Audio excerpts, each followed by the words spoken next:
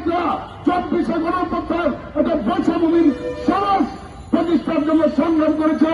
রিক্সা শ্রমিকরা যখন ওই রিক্সা করে আমাদের ভাই বোনদেরকে যখন গুলি করা হয়েছিল, তারা নিজেরা অ্যাম্বুলেন্স হিসাবে কাজ করেছে। তাদের রাষ্ট্রীয় ভাগ্যের পরিবর্তন ঘটে নাই।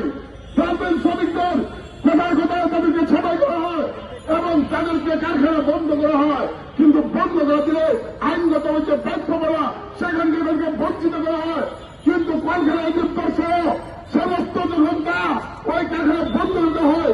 কেন বন্ধ করা হয় এবং তারা কত টাকা দিয়ে কারখানা শুরু করেছিল, বর্তমানে কত টাকা তার হয়েছে, কেন কারখানা বন্ধ করবে তার কোন প্রশ্নের উত্তর নেই। বরঞ্চ শ্রমিকদের টাকা লুটপাট করে দুর্নীতি করে এই দেশের টাকা বিদেশে পাচার করছে। আমাদের শ্রমিকের মানুষরা কেউ এই দেশ থেকে বিদেশের টাকা পাচার করে নাই, কিন্তু অথচ এখানে ব্যাগ এবং ট্যাক্সের উপর ভিত্তি করে আমাদের মোবাইলে সেখানে 100 টাকা রিচার্জ করলে 56 টাকা রাষ্ট্রীয় ফান্ডে চলে যাবে। এমন এক পরিস্থিতির মধ্যে বাংলাদেশের শ্রমজীবী মানুষ, সাধারণ মানুষ আমরা আছি। সংগ্রামী বন্ধুগণ, শ্রমিকের জন্য সেখানে শ্রম আইনের যে অগণতান্ত্রিক দায়গুলি আছে সে দায়গুলি বাতিল করতে হবে। শ্রমিকের জন্য সেখানে শ্রমিক যদি মৃত্যু হয় মাত্র 2 লক্ষ টাকা তার ক্ষতিপূরণ রেখেছে। ওই কুরবানির সময় যে শ্রমিকরা শোষণ করে লুটপাট করে হাজার হাজার কোটি টাকা দিয়ে তারা কুরবানি দেয়, অথচ আমাদের শ্রমিক ভাই মৃত্যু হলে মাত্র 2 লক্ষ টাকা ক্ষতিপূরণের বিধান রেখেছে। আমরা এই বিধানের বিরুদ্ধে ইতিপূর্বে বিভিন্ন সময় সেখানে আমরা বলছি সেখানে বাতিল করতে হবে, আজীবনের সমপরিমাণ ক্ষতিপূরণ বিধান তৈরি করতে হবে, কিন্তু রাষ্ট্রে সেই কথা শুনছে না। সংগ্রামী বন্ধুগণ, আমরা 7 কোটি শ্রমজীবী মানুষ ঐক্যবদ্ধভাবে শ্রমিকের অধিকার প্রতিষ্ঠা করা, শ্রমিকের রাষ্ট্র কায়েম ছাড়া পরিবর্তন হবে না।